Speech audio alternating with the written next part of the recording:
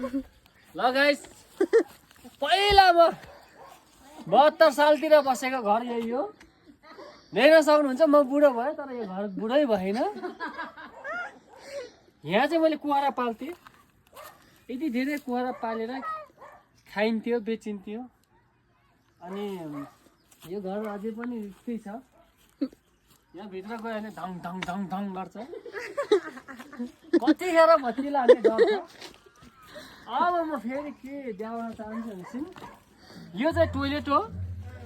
यहाँ चाहिँ सिस्नु कहिल्यै नछोड्ने भयो।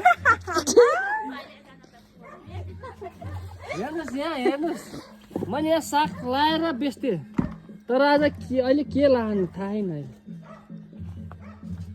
पहिला यस्तो राम्रो भयो सुन्तला अहिले अलि मरे रहेछ। त्यहाँ यति राम्रो भयो सुन्तला त्यो पनि मरे रहेछ है।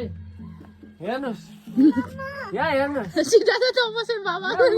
तेरो बाबा बसेको घर यो मुनि सामान राख्ने अरू अनि यो चाहिँ भान्सा घर हो। उता पनि भान्सा घर थियो यहाँ पनि भान्सा घर थियो। अनि यहाँ यसरी मैले यहाँ पनि मजाले सागहरू के रोप्थेँ।